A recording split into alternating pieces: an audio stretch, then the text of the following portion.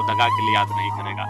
मैं रिजवान भाई को संघर्ष के लिए याद करूंगा। बाकी वो जहाँ रहे खुशहाल रहे।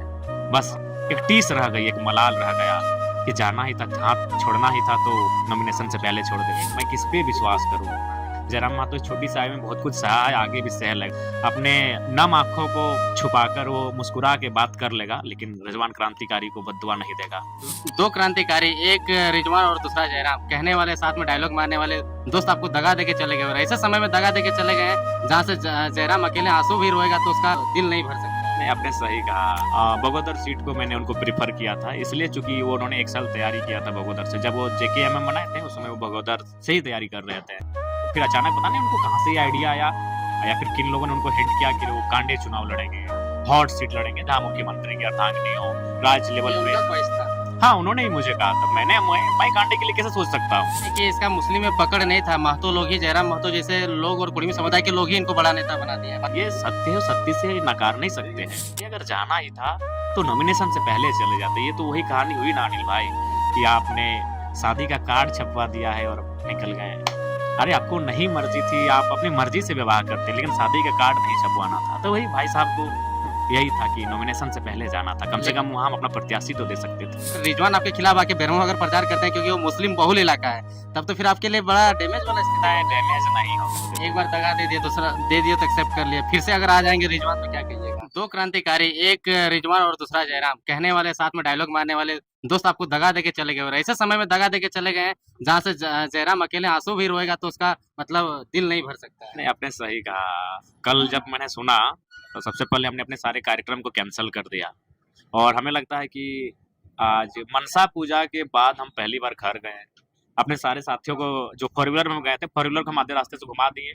हम घर से बाइक मंगाए बुलेट। हम बोले नहीं, आज किसी के साथ हम नहीं जाएंगे, आप लोग अपना घर चले जाइए। और सही बात है, हम बुलेट मंगाए, बुलेट में बैठ के घर गए, कमरे को बंद किए और आंखें गिली थी। इसलिए गिली थी कि सवाल यही है कि आज मैंने अपने शरीर को गला दिया। मैं किस पे विश्वास करूं? आज यही रिजवान दा, हालांकि उनको मैं फिर यही कहूंगा कि मैं उनको दगाबाजी के लिए याद नहीं करूंगा, मैं उनको संघर्ष के लिए याद करूंगा। उन्होंने संघर्ष किया है। आज मुझे भी वो दिन याद आता है कि जब मैं वो तेतुलमारी के अपने मोहलेडी गांव में थे। पहली बार आज से 2.5 साल नहीं, लगभग पौने 3 साल पहले, उससे भी ज़्यादा 2-3 महीना कम कहिए कि 3 साल पहले मैंने उनको कॉल किया और उनको मैं अपने मामा घर लेके आया। क्योंकि उस समय हम लोग को मीडिया कवरेज नहीं करती थी। उस समय एक जितेंद्र ब्लॉग थे और रोहित ब्लॉग थे। उसके अलावा कोई ऐसा विषय, राजकुमार मंडल जी थे कभी-कभी और राहुल मोदक जी थे। उसके अलावा बहुत कम ही ऐसे चैनल्स हैं जो हम लोग को दिखाते थे। तो मैंने, मेरा पेज का चैनल वो ठीक-ठाक चलता था, अच्छा व्यूअर्स था। कोई भी हम स्टेटमेंट देते थे वो लगभग 1 लाख, 1.5 लाख, 2 लाख तक एक दिन में पहुँच जाता था। तो पहली बार उनको हम मामा घर बुलाए, हम मामा घर में रहते थे। मामा घर का नाम आमडी है। रिजवान भाई को खाटी पे बैठाएँ और उसका हम शीर्षक भी दिए थे कि खाटी में बैठकर खाटी मुसलमान को सुनिए 1932 के खतियान पे। वो मेरा पेज था, वो चैनल भी नहीं था। नहीं, उससे पहले तक रिजवान जी को किसी चैनल ने भी कवरेज नहीं किया था। मैंने खुद उनको अपने पेज पे लाए कि रिजवान भाई आप बोलिए।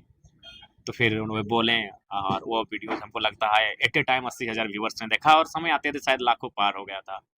तो मैंने उनको स्वयं निमंत्रण दिया था कि इस आंदोलन में आप मेरे साथ चलिए। वो चले, बहुत अच्छा चले। बीच में फिर वो अपना JKMM कुछ बनाए।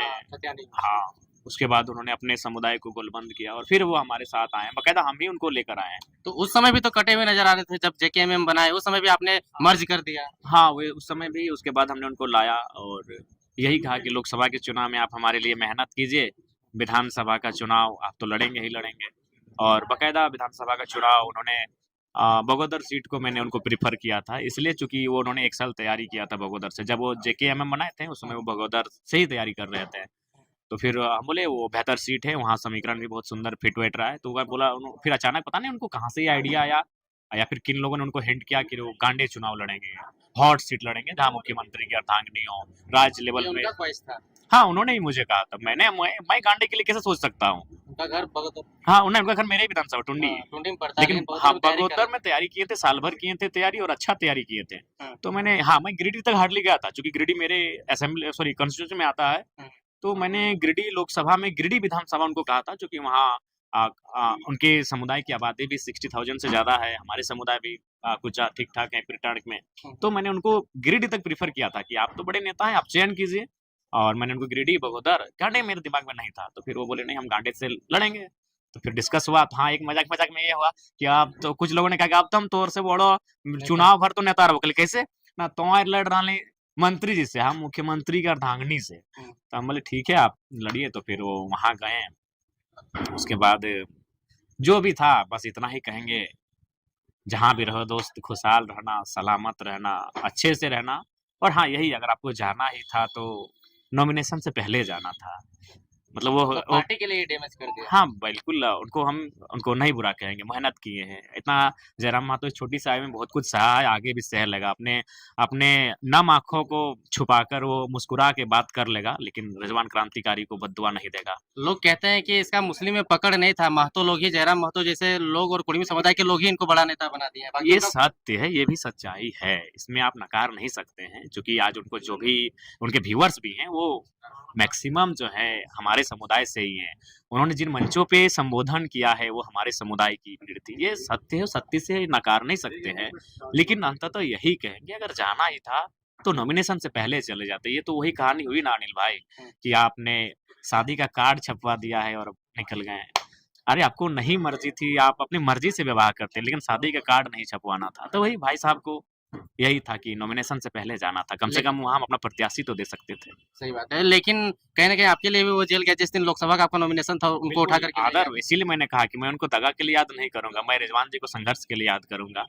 हालांकि मेरे समर्थक, उनके समुदाय के ही कुछ लोग उन्हें दगा के लिए याद कर सकते हैं, लेकिन जयराम महतो रिजवान को दगा के लिए याद नहीं करेगा। मीडिया मुझे 1000 बार अगर सवाल करेगी तो मैं 1000 बार यही कहूंगा कि मैं रिजवान भाई को संघर्ष के लिए याद करूंगा। बाकी वो जहाँ रहें खुशहाल रहें, बस यही एक मैंने एक टीस रह गई, एक मलाल रह गया कि जाना ही था, हाथ छोड़ना ही था तो नॉमिनेशन से पहले छोड़ देते। एक बार दगा दे दिया, दूसरा दे दिया तो एक्सेप्ट कर लिया, फिर से अगर आ जाएंगे रिजवान तो क्या कहिएगा?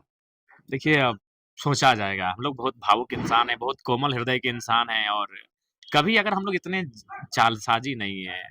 हम लोग हमें वो एक ऐसा केंद्र अध्यक्ष हैं जो आप पूछिए, हमारा मोबाइल का पासवर्ड हमारा एक पंचायत का सदस्य को मालूम है कि हमारे केंद्र अध्यक्ष जी के मोबाइल का पासवर्ड क्या है।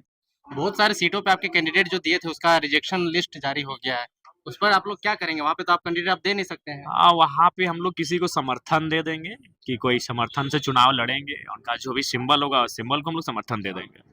बेरमो में क्या स्थिति है? अगर रिजवान आपके खिलाफ आके बेरमो में अगर प्रचार करते हैं, क्योंकि वो मुस्लिम बहुल इलाका है, तब तो फिर आपके लिए बड़ा डैमेज वाला स्थिति नहीं, होगा। डैमेज नहीं होगा, डैमेज नहीं होगा। वो स्वागत है, वो डुमरी आए, बेरमो आए आए, कोई दिक्कत नहीं। अगर वो मेरे खिलाफ भी बोलते हैं तो हम उनको, क्योंकि उन्होंने संघर्ष किया है हमारे लिए, बहुत मेहनत किया है, लेकिन होता है पता नहीं उनको शायद फ्यूचर जो होता है वो एक दूरदर्शिता की सोच शायद नहीं देख पाए दूर तक जयराम महतो को।